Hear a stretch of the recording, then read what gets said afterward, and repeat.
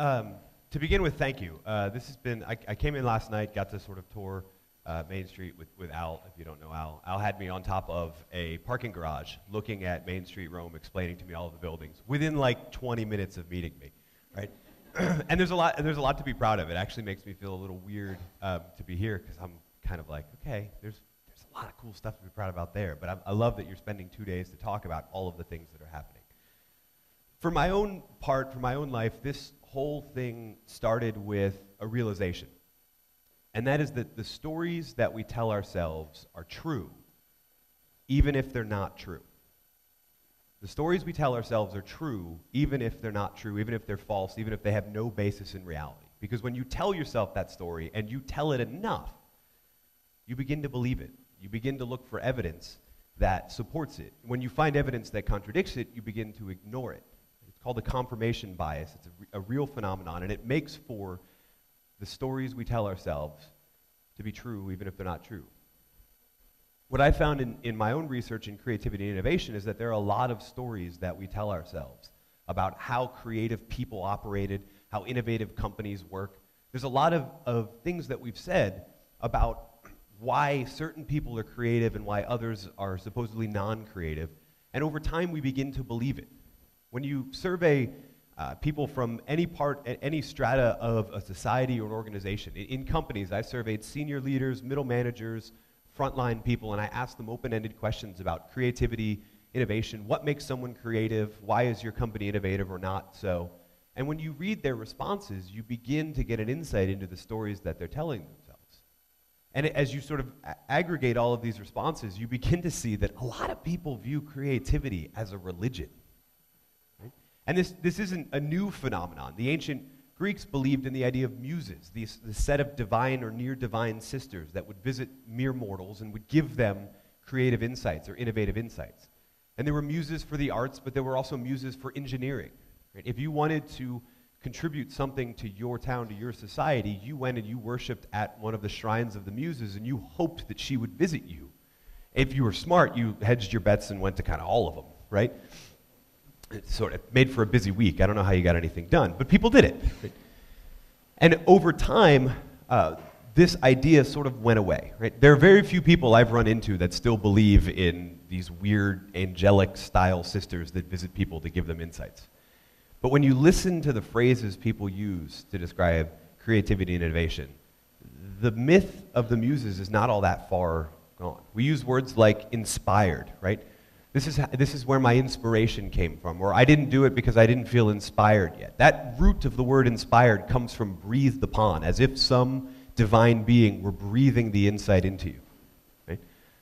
We go and look at works of art and great inventions at a museum. I don't think I even need to explain that one. A museum literally translates a cult place of the muse. That's the origin of the word. The idea was if all of our insights, all of our inventions, all of our art came from the muses, let's put all of them together under one roof so we can celebrate what the muses did for us. Right? Now, nobody goes to a museum anymore to worship, right? And if you're a high school student, you're not even there by choice. But at the same time, we still use this terminology, and it's not going away. Even in the Enlightenment period, right? Supposedly the triumph of human rationality. You still had people like Benjamin Franklin in Paris who went to regular meetings at a place that I am awful at speaking French, so I won't try and pronounce it in French, but it translated as the Nine Sisters. So even at the height of our sort of human rationality, this idea of creativity as a religion still sort of happened, right? And truthfully, even nowadays, if you go to a place where creatives are gathered, you usually kind of see one or two people who look like they could be priests of some Near Eastern esoteric religion, right? Piercings in places we didn't know you could pierce, tattoos that we can't decipher. It can still look like a religion, but it's really not the case. We've done over 50 years of research into where creative insights come from and where innovation is birthed. And what we found is that it's not all that religious. It's actually kind of easy to explain. When a creative insight happens, 4 things have come in line. And I know there's only 3 circles on the slide. We'll get to it. So the first thing that you have to have is some level of expertise. You have to know about your domain. Right? In order to be able to test and figure out a solution to a problem, you have to experiment. Like in the video we saw, you have to play around a little bit. You have to learn a little bit. Ironically, actually, too much expertise can sometimes be a bad thing, but we'll get to that later too. In addition, you have to have creative thinking skills, meaning you have to have the ability to come up with lots of ideas, and you have to have the ability to have those ideas converge, to test ideas, to figure out what works and refines. That's a skill. That's not a natural born talent. That's something that everybody can learn.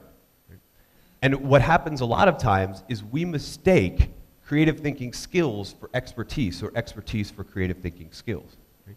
So there's an entire line of research into the creative industries, right? Which is an attempt to segment out certain areas of expertise and say only these are creative. And for sure, it's a decent term because those industries usually rely on creativity and innovation more than all of the others, but that doesn't mean that the people who aren't in a creative industry are not creative, because there's a difference between their expertise and their creative thinking skills. And then the last is motivation. In general, intrinsic motivation works better than extrinsic motivation, but you can get either one to sort of work. And this is where I think the phrase that necessity is the mother of invention or the mother of innovation comes from. Because if you've ever really needed to solve a problem, you are highly motivated. And if you ever haven't really needed to solve a problem, it's very hard to get the motivation to think and push through the problem that you're running into. So motivation is incredibly important, which now leads us to what is the fourth, right? My highly analytical people in the room are going, what is the fourth? There is not 4 circles. Fourth is the blue field. It's the social environment. You need to shape a social environment that's tolerant of people who are willing to take risks, who are willing to experiment, who are willing to propose crazy ideas, who are willing to share information, right? And who are willing to take time to really understand a problem before executing it. The social environment, I believe, is actually one of the most important. That's why it gets all of the blue field. It's the most important thing, and it's really the role of leaders in a company and leaders in a community to shape that social environment. And we'll get to how you can do that in a little bit. But I want to begin to talk about some of the myths of creativity that I focused on in the book and that I found when I was doing my own research into this creativity as religion myth or false idea. And the first was this eureka moment. Now, how many people have ever had a eureka moment? Right? It suddenly just came to you. You were taking a long walk or a shower. You're not raising your hand. It's like you know that I'm going to debunk your answer. So the eureka moment is a very real phenomenon, but it's unfortunately a little bit of a myth, right? So tell the rest of the story for me, right? Isaac Newton sat under an apple tree. And what happened? The apple fell on him, and what happened? Eureka, and what happened? Gravity. Well, I mean, gravity was there before, but yes. Or some people said he discovered gravity. Pretty sure we knew about it before, right? If you've ever seen the pyramids, you can't build that without knowing a little bit about gravity. But supposedly what Newton discovered is he figured out this mathematical equation to explain gravity, and he used it to explain the movement of planetary bodies, right? I have tried really hard to verify this story, and I can't. Here's the closest thing I can find. So for a time, Isaac Newton had a pupil, an apprentice named William Stuckley. And I went back and actually found William Stuckley's memoirs for when he was studying with Isaac Newton. And he tells a story of one particularly fateful dinner. He's having dinner with Isaac Newton. They go for tea. After dinner, they're sitting out in the backyard, and Isaac explains to him, Isaac, because we're on a first-name basis, me and Isaac. Newton explains to him, he points to an apple that's fallen on the ground. He said, I'm working on an idea. I believe that the same thing that compels an apple to fall to the earth might be what compels the planets to stay aligned and to continue to move in harmony. That's it. No sitting under the apple tree, no falling, right? No eureka. Newton is just saying, here's what I'm working on right now. Now, over time in the retelling, what ends up happening is Stuckley goes away, which is unfortunate because he's the guy that wrote it down. But Stuckley disappears, right? And suddenly Isaac isn't sitting and having tea. Suddenly Newton is moving a little bit closer to the apple tree. Then he's sitting underneath it. Gradually the apple, right, comes up from the ground, and now it's in the tree. And eventually 200 years later, it's above him, and then it falls and it hits him in the head, right? So as we retell the story, we make it a little more exciting. The first time that it was ever written down, this story of the apple hitting Newton in the head, it was actually written down as satire, right? It was sort of this joke. What if it hit him in the head, and that's what triggered the insight? But that's a better story, so we kept telling it. Right? But here's the problem with telling the story that way. Who is the protagonist in the story of Newton and the apple? The apple. The apple did all the work, which isn't really all that fair to Newton, right? And if we're trying to learn lessons from Isaac Newton's life and we believe this story, then the lesson is go sit under an apple tree and wait for something to happen. Not exactly what I want to tell my kids, right? In reality, usually these insights happen as a slow hunch. Now, there are sometimes moments that feel like a eureka. What's going on is that in order to have a creative insight, our brains usually follow a very structured path. First, we have to understand the problem, we do our research, we come up with lots of different ideas, and then we can move into a period of what's called incubation. What incubation basically means is you take your mind off the problem. You can do that by sitting under an apple tree if you want. You can take a bath if you want, like Archimedes. You could take a long walk, you can take a shower. You can respond to anything that bores you. For me, it's email. You can do anything that takes your mind off of that problem. And usually when you return to the problem, you find that somehow the way that your brain is aligning different ideas is different than before you incubated. And sometimes you stumble upon that right answer. Other times, ironically, you stumble upon what feels like a eureka moment, you test it, and it's wrong, right? If we really wanted to stay true to the idea of incubation but retell Newton and the apple, what we would probably say is that the apple hit him multiple times. It's just we only talk about the one where he came up with the right idea. Because anybody that's ever tried to work on a particularly vexing problem knows you have several eureka moments. You only remember the one that led to the right idea. And I believe this idea of incubation is really quite useful because it supports the notion that there is a process that we can understand and we can benefit from, and we can have a eureka moment at a moment's notice because we can incubate. Whatever it is when you're working on a vexing problem that you're struggling with, take your mind off of it for a little while. As I said, for me, it really is email. So I've turned off any automatically email checkers in my life, right? My phone does not go off when someone sends me an email. It goes off when I say, do I have any emails? And the reason is that when I come to a particularly sort of vexing moment, when I have writer's block, when I can't figure out what I'm going to say the next day, etc., that's when I turn to the email and I do all the boring things like, yep, okay, March 7th at 12 works great, blah, blah, blah. Right? Now, there are certain emails I can't do that with. They require some level of thought. Those just get stuck in my inbox and wait for me to have a divine insight on how to respond to them. But the boring ones can be really useful for incubation. The idea is that you don't have to take a shower or a long walk. You just have to take your mind off the problem for a little while and return to it. Right? And this is great because this is a process that can be replicated. It's a whole lot better than waiting to get hit in the head by an apple. But there are other myths that go along with the Eureka myth. One in particular is this idea of the expert myth. Right? We tell the story of Newton and the apple because Newton was sort of already an expert. We believe when we have vexing problems, we have to hand them off to experts. We believe that the more you know about a situation, the more you know about an industry, the more you know about a problem, the better you are to solve it. And that's true to a point. In fact, if you actually sort of map out the creative productivity in a variety of different fields, the level of insights, or if it's, in the case of playwrights, published plays, any sort of measure of productivity in any field, you usually actually find an inverted U. It doesn't rise with expertise, it rises with expertise to a point. And then it sort of drops off. And what's happening is in order for you to have creative ideas, to be productive, to be innovative, you have two things going on. You have an ideation rate and an elaboration rate. Your ideation rate is the rate that you or your organization is coming up with ideas. And that actually increases as you get older. Right? That one, or it stays constant. Then you have the elaboration rate, which is a measurement of how many ideas did you come up with that you actually tested, tried out, figured out. And it turns out that the elaboration rate tends to decline over time. The reason we suspect is that as you grow in expertise, you supposedly learn ways things won't work. So when your ideation rate brings you an idea, your elaboration rate's going down because your mind's going, yeah, I tried something similar to that and it didn't work, so I'm just not going to experiment with it. There's a joke in physics that if you don't do Nobel Prize-winning work by the time you're 30, you should retire. And it's actually kind of true. So we think about Nobel Prize winners, we think about people like Albert Einstein. Whenever you picture Albert Einstein, what do you picture? Kind of an older gentleman, white hair, maybe sticking out his tongue like that t-shirt, poster, mouse pad, wherever you saw it. Right? We think about Albert Einstein as an old man, and he wasn't all that old when he won the Nobel Prize. He was 46. But he was 46 when he won it for work he published when he was 26.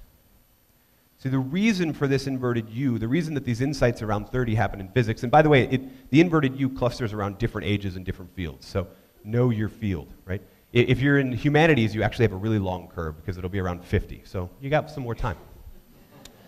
But the reason in physics especially that it happens around 30 is you know enough to understand your idea, but not enough to excuse it away. So you test it. And most of the time you're frustrated because it didn't work out. But every once in a while, you stumble upon something everybody else dismissed, and you have your Nobel Prize winning insight. Now this is not a death sentence. You are not conformed to always have your ideation rate decline. There are steps you can take to develop yourself and to always have these creative insights, to keep your ideation rate and your elaboration rate growing. By chance, do I have any mathematicians or math majors in the room? Okay, that looks like less than half. So if you're a mathematician, especially if you're an academic mathematician, you might be familiar with something, with a gentleman by the name of Paul Erdos, and with something called your Erdos number. You see, Paul Erdos is famous because Paul Erdos published more peer-reviewed articles than anyone we've ever heard of. We lost count somewhere near 1,500. We don't actually know the real number. We're still trying to find the final number. And mathematicians actually refer to each other and sort of rank each other at conferences based on their Erdos number. Your Erdos number is, if you published a paper with Paul Erdos, you get a number of 1. If you published a paper with someone who published a paper with Paul Erdos, 2. Published a paper with someone who published a paper with someone who published a paper, 3, and so on. It's sort of like 6 degrees of Kevin Bacon, but for nerds. And the reason Paul Erdos was so impactful is that he was an intellectual nomad. Erdos he had his subfield, but when he would read a paper by someone outside of his subfield that intrigued him, he would show up at the office or sometimes the home of that person, and he would say, "My brain is open." And he would move in either figuratively or literally sometimes. And he would collaborate with that person for a few years until he felt like he understood that subdomain. He would contribute his insights, his colleague would contribute his or her insights, and then they would move on. He would move on. And as a result, he published way more papers than anyone else in mathematics and made such a contribution that mathematicians actually rank each other and try and outdo each other based on how close they are to this one guy. And the beauty of this is that anybody can do it, even on a small scale. In design and design thinking, a company by the name of IDEO, that's the photo. Awesome. All right. So in design and design thinking, a company by the name of IDEO came up with this term T-shaped. Right? And what T-shaped is a great way to describe Paul Erdos and a great way to describe what the ideal is. T-shaped is not a generalist, it's an expert generalist. You have a deep domain in one area, like the vertical part of a capital letter T, but you also know a little bit about a lot of things, like the horizontal part. And you're constantly trying to add to both, making the horizontal longer, making the vertical deeper. Right? You're doing both simultaneously. And what happens in a lot of disruptive innovations is that something from the outside, something from the horizontal, got brought into your deep T. You learned something about some other field and thought, I wonder if it could work here. Or the opposite is true. As you were learning about something on your field, you thought, well, we run into the same problem, and here's what we do. I wonder if they know that. So these disruptive innovations happen when you either move from the center to the periphery or the periphery to the center. They usually don't happen center-center. And the beauty of T-shaped is that anybody can be T-shaped. And it works really well for insights, and I'll prove it to you. If you're willing to be vulnerable, I'd like you to grab a partner. Anybody in the room, preferably somebody you don't know all that well. If you're sitting next to your spouse, grab a different partner. So grab a different partner, and we're going to do what I call the hobbyist expert exercise. Right? One of you, decide who it is, one of you is going to be the expert. You're going to talk about work or school or whatever else you fill your day with. Right? If you spend your time at home watching kids, you work harder than the rest of us, so that counts. Right? And the other of you is going to be the hobbyist. Don't think about work, don't think about your career, think about whatever hobby you really enjoy, whatever it is you do on the weekends, whatever you really like but you aren't good enough at for people to pay you to do. To me, that's the definition of a hobby, right? And that's a good periphery. And if you're the expert, if you're the one thinking about work, I want you to tell the hobbyist something you're working on. It can be a problem you have, it can be a project you're working on, it can be anything you want. Just tell them something you're working on. And if you're the hobbyist, I want you to listen, but I want you to listen through the ears of the hobbyist. I don't want you to listen through the ears of work. I just want you to think about, if it's golf, I want you to think about what insights a golf course can have for that domain. Are you with me? Okay, I'm literally only going to give you 3 minutes to do this. So be quick. No particularly vexing problems. Let's go to work.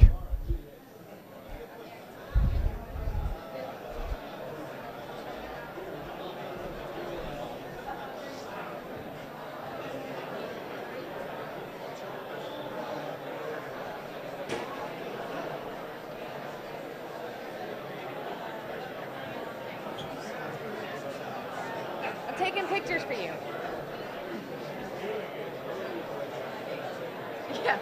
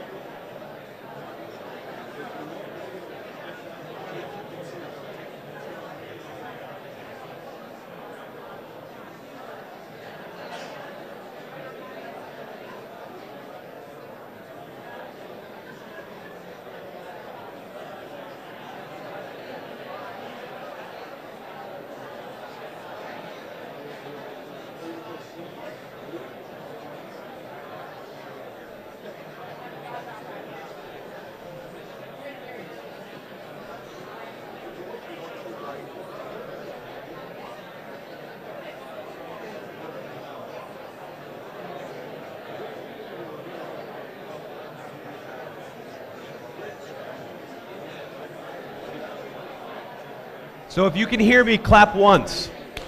If you can hear me, clap twice. If you can hear me, clap 3 times. Always happens within 3. Isn't that great? So how did that work for you? How did that feel? Kind of weird, isn't it? It like sort of worked.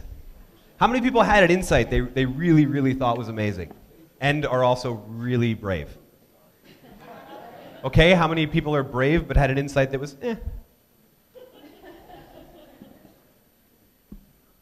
Really, so what I want to do is I really want to trade ideas here, and I think that's what this conference is about. So anybody willing to share their idea with the rest of the world? Here's what I was working on. Here's how it worked.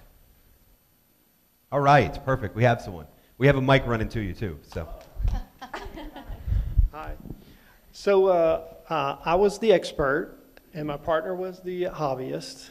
And I explained to her that in my business we do a lot of very technical work, and that I'm now trying to transform the business, lead the business towards product development. And I'm having trouble figuring out how to motivate what you might consider a sort of stiff engineering types to be more creative. And you want to explain what you described to?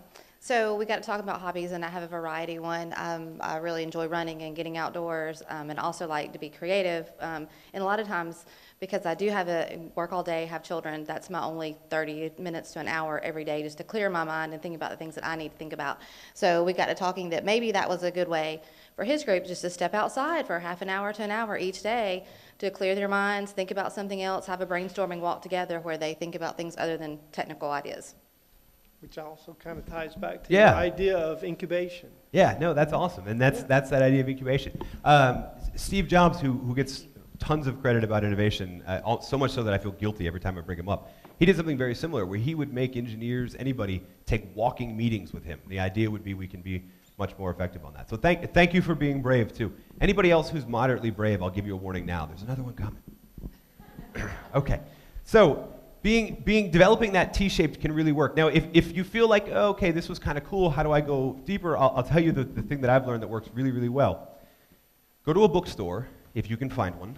Go to a bookstore, and along the magazine rack, you'll usually see the section where you're used to. It's got the magazines that you read, right? Buy a magazine from every section but that one. Take them home and over a week or so work through them and just see what comes up. Right? Become really, really deliberate about the stimuli that are coming into your brain getting broader.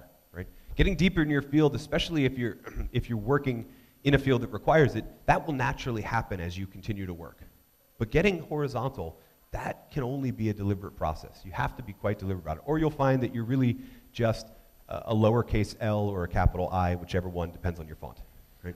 You won't have that horizontal.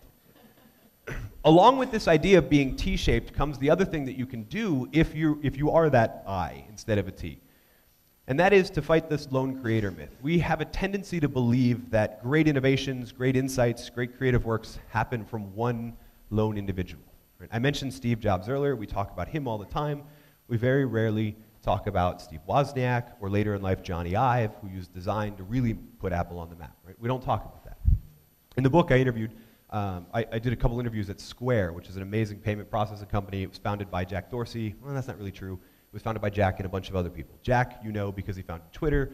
Oh wait, that's not really true. He and a bunch of other people founded Twitter. We tend to retell this story about lone creators because we like it, right? We like talking about Thomas Edison inventing the light bulb, even though 22 people invented the light bulb before him, and he had a team of about 15 people working with him on all of his different projects, right? But early on, that team realized that Edison the myth was worth way more than a team of 15 experts.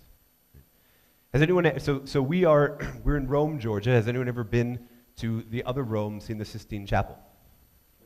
Painted by? And 13 assistants. And there's some science behind why this works so well. Two researchers by the name of Jarrett Spiro and Brian Uzi did a study once on Broadway shows. And they wanted to say, okay, if it's all about collaboration, what are the best teams? What are the best fields? How do they collaborate? What does that team look like? So they studied Broadway shows, and they charted the level of diversity on that team, right? They studied every show, and the beauty of Broadway is that you have a couple, maybe 9 months, a few years run, and then you break down, you go somewhere else. So over time, you're constantly working with old faces and new colleagues, right? And what they found was really interesting. The most productive years for Broadway shows as a whole, right? If you were to rate the level of new faces of diversity from 1 to 5, the most productive years were a 2.6. Not the 5 you might think, not the 1 of tried and true teams, but some level of diversity and insights, but also some level of work processes. I think this is really interesting. If you run a company, if you run an organization, what are you doing to get to 2.6? Right? What are you doing to build a network where people can collaborate? Not always new people, because you need some level of work processes, but what are you doing to build a network where people can have new insights and also old work processes? We're really good at the old work processes part. We're really bad at cultivating those new insights. Now, if you get all those people in a room, you have a highly diverse group of people, you have a 2.6, right? You have T-shaped individuals, you are bound to get into a couple arguments. It's going to happen. And the cohesive myth is really what we believe about these most creative companies, these most innovative teams. We believe that it's fun, it's happy, right? Because when you're winning, everybody gets along, right? We think about entrepreneurial startups, and we look at like a place like Silicon Valley or in New York, Silicon Alley, and we see pictures of how they've designed their workplaces. We see foosball tables and ping pong and free food, and it's not casual Friday, it's casual every day. Bring your dog to work, we don't care, right? We think about cohesion, we think about fun, we don't think about arguments. But the most creative companies out there argue all the time. One of my favorite examples of this is Pixar. Now, how many of you have kids? You know Pixar. How many of you don't have kids? You also know Pixar. How many of you were a kid? You also know Pixar. I can't tell you the exact number because it changes every single year, but at last count, Pixar has won 26 Academy Awards for animated films, more than any other CGI animation house out there. They consistently produce some of the best films out there, not just for kids, but for adults, right? And those are the parents nodding their heads right now.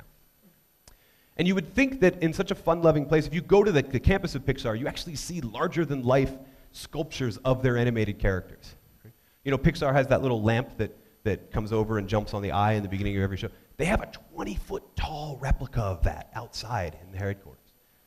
You think, wow, that's got to be a fun place to work. Unless you're an animator. And then a lot of mornings are really rough. You see, because Pixar, in order to go from what Ed Catmull calls suck to non-suck, right? Every film starts out suck, and when it gets to non-suck, we ship it, right? In order to do that process, they have to argue, they have to fight. And so what they'll do at regular intervals, the director or one of the animators will display the film in progress in a screening room that anybody can come to. And in that screening room, they will look at it frame by frame, and they will tear it apart. They'll say, I don't like the shading on that cloud. Woody looks weird, right? I don't like this, right? And that can be really debilitating. Except Pixar has found a way to do it in a much nicer form. Right? They use what they call plussing. And it's stolen from improv. Has anyone ever taken an improv acting class? So in improv, there's a rule: always accept an offer. If you come on stage and the people on stage say, officer, I'm so glad you're here, you're a police officer.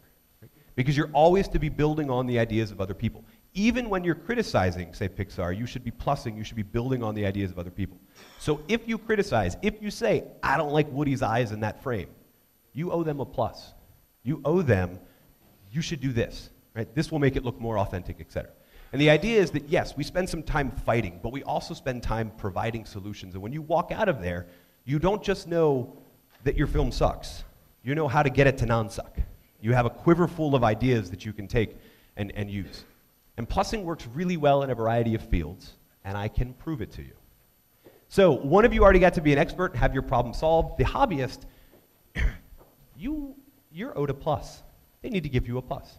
So in literally 3 minutes, what I want to do now is experiment with plussing. If you were the expert, you're now providing the plus. If you were the hobbyist, you're now the expert. Tell them about your work life, your school life, your home life. Tell them about some project you're working on. Doesn't have to be a problem, just anything that comes to mind. Right? And if you're listening to that, I want you to provide, in literally 3 minutes or less, I want you to provide a criticism. You should think about this. You didn't do this right, etc. But I want you to provide a plus. Okay? Are you with me? Let's go to work. Let's plus.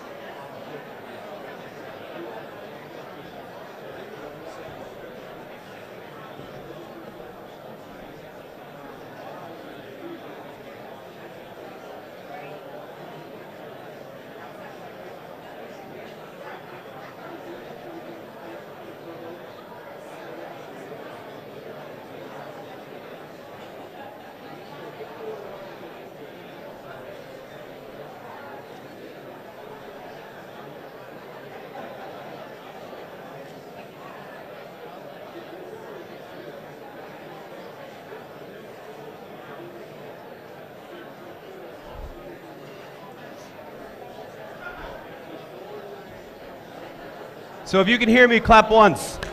If you can hear me, clap twice. If you can hear me, clap 3 times. If you can hear me, clap 4 times. I take it you all like plussing better. All right. So how did that feel? How did that feel? Interesting, right? It's really easy to criticize. It's really hard to pair criticism with suggestions, right? And if you ever work in a big company, you'll at some point learn the compliment sandwich. If you've never had to eat a compliment sandwich is when you get a compliment, then they criticize, then you get a compliment. And then they walk out of your office and you're like, am I getting a raise or am I fired? So this is much more simple. This is here is what you should look out for, and here is your idea for solving it. Now, is anyone brave? Anyone want to share? Wow, no one's brave? Okay, how many people got a plus, even if you didn't want to share? That's fine. Just raise your hand if you got a plus. Okay, if you didn't, you have an assignment during the break. Grab your partner, shake them, and say, you still owe me a plus. You've been criticizing way too much, you owe me a plus. Right? Don't walk out of the next 2 days without at least a plus. In fact, you'll probably get multiple because you'll get ideas from other people, right? Now, when you have that idea, there's still a lot of work to be done. When Newton had the idea to explain gravity with a mathematical equation, there was still a lot of work to be done, right? And this is where we run up what I believe is one of the most dangerous myths. One of the myths I see in organizations all of the time, it's the mousetrap. Now, how many of you have ever heard the phrase, if you build a better mousetrap, the world will beat a path to your door? Right? It's catchy. It's a good phrase. It's total rubbish. Right? The mousetrap itself. Now, when I say mousetrap, what are you thinking of? Wood board, metal trap, cheese, because there's always free cheese in a mousetrap, right? You're thinking of that. That mousetrap, that was invented in 1899. And since then, 400 patent applications for presumably better mousetraps are filed every year in the US Patent Office. Some of them actually develop into products. Some of them actually work better. But yet, when we think about it, when we think about a mousetrap, we still think about that one. Some of us are still using that one, right? Now, that's the literal mousetrap, but history is filled with metaphorical mousetraps. So, Igor Stravinsky, has anyone studied ballet or music in here?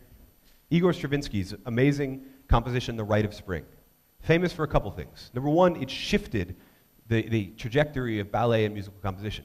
Number two, it started not one but two riots on its opening night. There were people in the audience who loved it, people who hated it. They began to argue, they began to fist fight.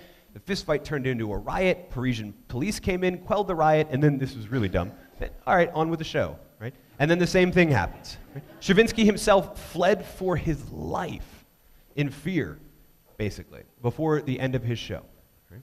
Now, there's a variety of other ones. Kodak invented the digital camera that led to its own bankruptcy. Xerox invented the personal computer and allowed not just Apple, but also Microsoft to steal it. So we're here in the DeSoto Theater, which I learned last night was the first theater built for talking pictures in the Southeast. Right? And I think it's quite funny because when I think about talking pictures, my mind goes to Harry Warner of Warner Brothers, who was presented with the idea, the technology for talking pictures, and his response was, who the hell wants to hear actors talk? Great ideas get rejected all of the time. All of us have a hidden bias against creative ideas as much as we say we want them, as much as we spend 2 days talking about them. See, for an idea to be creative, for it to be innovative, especially for it to be a disruptive innovation, it has to be new or original to that field, and it has to be useful. But what we use to judge useful is our past experiences and the status quo. And it can be really hard to take a new idea, pair it up against what we know is tried and true, and see the value in it. So great ideas don't get tried enough. They get rejected. Now, there's a beauty to this because all of those things that I just talked about did happen. Right? Warner Brothers eventually made talking pictures. Kodak went bankrupt, but we got the digital camera. Most of us have it on our phone, right? In fact, actually, I saw an actual just digital camera the other day, and my response was, how does this make a phone call? Right?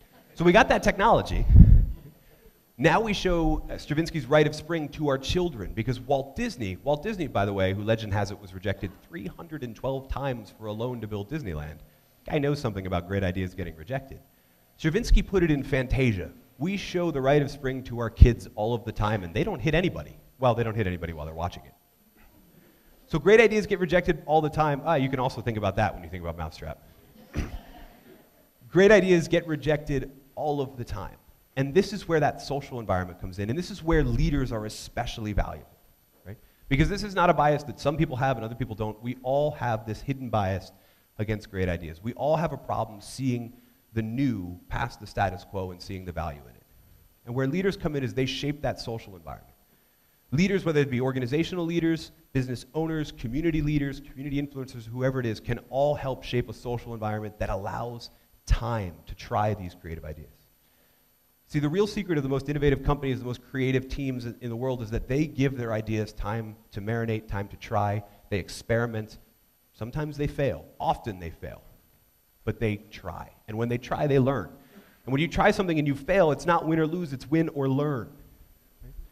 And the best leaders allow their people to do that. The only thing I found different between the leadership behaviors of creative companies and non-creative ones is that the leaders allow a little bit more time to play around with ideas.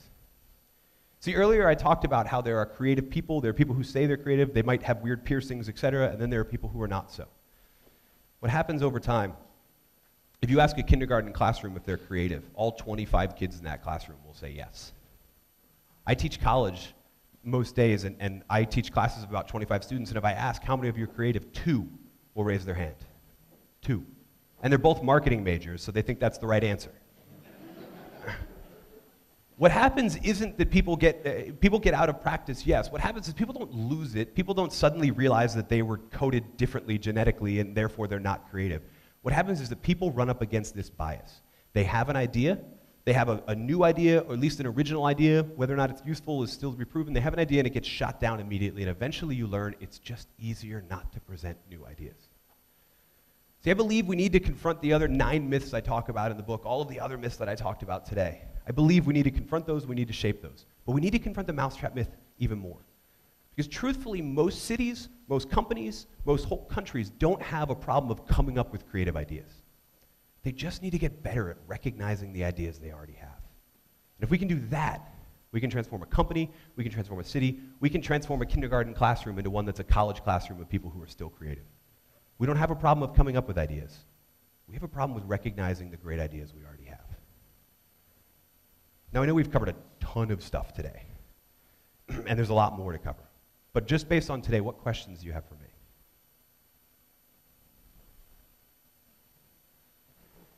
That in depth, huh? That's awesome.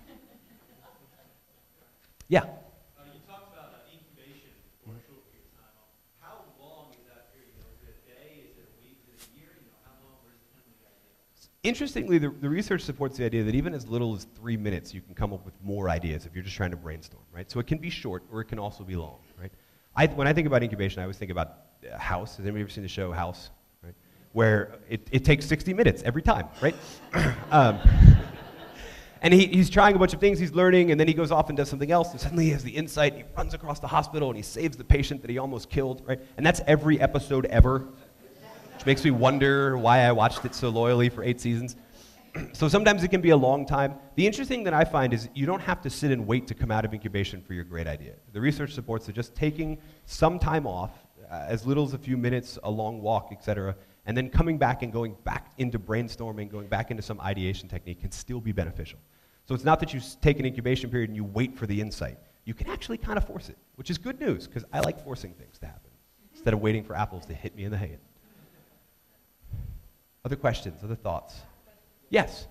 So one of the things I have found with a new idea that's really creative is that it's very fragile. Mm-hmm. Be squashed easily. So give us some ideas about how to make it less squashable. Less squashable, perfect. So there's how to make your own idea less squashable, but that doesn't always work. So there's some amazing research by a guy named Everett Rogers. Everett, if you've ever taken an entry-level marketing class, Everett was the one who explained the diffusion of innovation, how ideas get adopted, early adopters, late adopters, early majority, that sort of a thing. And he talked about these 5 different elements of ideas that spread quickly, right? Usually they are seen as a logical extension of what's going on now. There's a very apparent relative advantage, all those sort of things. What I think, though, is a more important question is how do you shape an organization so that those ideas don't get squashed? And there you see a lot of really interesting things. In the book, I talk about a company called Right Solutions based in Newport, Rhode Island. They actually have an idea stock market. So you have an idea for an improvement, a product, a process improvement, anything in the company, and you post it on an internal job, basically a stock market, looks like a job board, and people can actually put virtual currency behind it. Say, I like this idea, I'll give $10 of my virtual currency allotment for the year behind it. And then even more importantly, we'll say, I like this idea, I volunteer to do this. And as the idea gets momentum, it actually becomes real projects. And with the beauty of that system is that it takes the decision making off of just one person with a bias for creative ideas. It sort of democratizes it, which makes the penalty for pursuing an idea that didn't work out much lower, right? Because let's face it, the higher up you get in an organization, the more your priority shifts from just not getting fired, right? Most senior leaders are like, I have a pretty sweet deal. My job is not get fired. So I'm not going to take risks that might get me fired. But if we sort of democratize that, it can work. And companies that don't have the technology to do a virtual stock market, a lot of the times they'll do things like 20% time, or I call it tinker time or daylighting. They'll do hack weeks where we just let people come up with crazy ideas and then we display them. What I think is really interesting is a lot of them will say, yeah, you can work on a project if you can talk other people. It doesn't need manager approval, but if you can talk other people into working with you on it. And as you build a team, you naturally become a project leader. there's a company called W.L. Gore that makes this their entire structure. Everybody's at this associate level. The way you become a manager is you have an idea, you start a project. If the project gains a little bit of weight from everybody, doesn't need a hierarchical approval, but just gets a little bit of momentum, suddenly you're a project manager. Suddenly you're leading a project. Right? And it didn't need anybody's hierarchical approval. You just started. And I think that's the biggest thing, is just find a way to start. Even the ideas that get rejected, usually we find some creative deviant who's working on it in their spare time anyway, and then when they can finally demonstrate the value, they present it again. So really the biggest thing is just start. And if you're in a leadership role, make it easier to start. Other thoughts, questions? So I've been teaching for a really long time now, and I know that when no one raises their hand, it means half of the room has a question, but they don't want to ask it in front of everybody.